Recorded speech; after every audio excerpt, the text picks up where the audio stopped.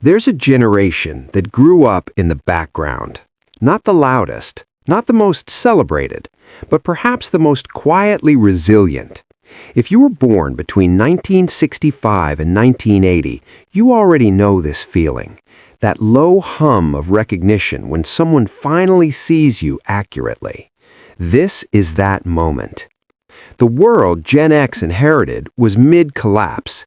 Divorce rates climbing, parents working double shifts, children coming home to empty houses with keys around their necks, the original latchkey generation. Independence installed before they were old enough to choose it. They watched Watergate as children, the AIDS crisis arrived when they were teenagers, they graduated into recessions, the stable world their parents described was already being dismantled when they arrived at its door. That environment left marks, 7 of them specifically, and they run deep. The first is self-reliance so complete it became identity. When adults are consistently unavailable, a child learns the most durable lesson there is. The only guaranteed resource is yourself. That belief does not stay a coping strategy. It hardens into a self-concept. I handle things. I figure it out. I do not wait to be rescued. You see it in how Gen X approaches crisis, quiet, methodical, unsettlingly calm. You see it in how they resist being managed. You see it in that brief flicker of discomfort when someone offers help they did not ask for. It is real strength. It also makes closeness harder than it needs to be. The second trait is skepticism, not fashionable cynicism, but the earned kind. They watched institutions crack one by one.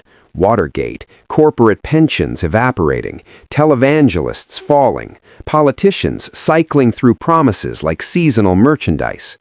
Each moment quietly recalibrated something internal, a dial that reads, how much of this can I actually believe? The result is not a generation that checked out. It is a generation that checks, that waits, that needs to see your work before they applaud it. Earn their trust, and it holds with unusual strength. Lose it, and it rarely comes back. The third trait is emotional pragmatism, and it's the most misread thing about them. Gen X is often described as closed off, and on the surface, that observation is not wrong. But they do not feel less, they contain more. Growing up in unpredictable emotional climates teaches you to internalize, to process inwardly what cannot be safely expressed outwardly. The result is a generation that stays steady in crisis, that does not catastrophize, that can hold complexity without collapsing under it. The cost is intimacy. Knowing a Gen Xer deeply takes time, not because they are withholding, because their walls were built early and they were built well. The fourth trait is a loyalty to authenticity that borders on moral. They grew up watching performance, perfect marriages, successful careers, curated public faces, and seeing through every layer of it. So they built a culture around the opposite. Music that was raw, friendships that were honest, a deep instinctive distrust of anything that smelled like spin. For Gen X, inauthenticity is not just unappealing, it's disqualifying. The person who admits they were wrong, who says the uncomfortable truth, who does not dress up reality to make it easier to swallow, that person earns something from a Gen Xer that very few others can. The fifth trait is resilience, but not the motivational poster kind. Gen X arrived at adulthood without a map. The paths their parents described were already being rerouted. The economy shifted. The rules changed mid-game. The certainties simply weren't there. And they adapted, quietly, repeatedly, without much drama about it.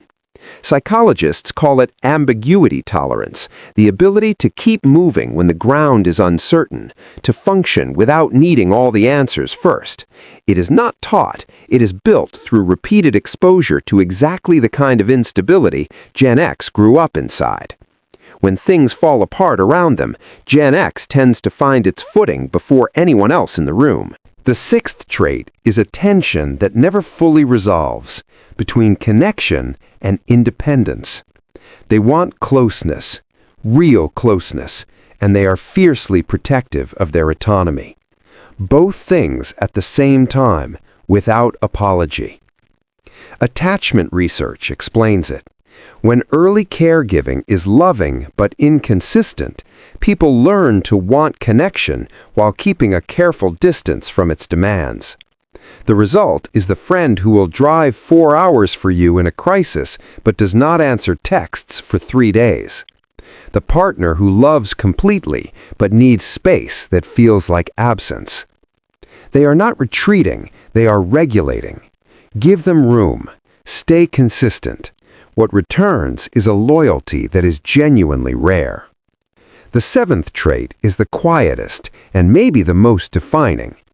Generation X has been overlooked their entire lives, sandwiched between boomers who remade the world loudly and millennials who arrived to an endless cultural conversation about their needs.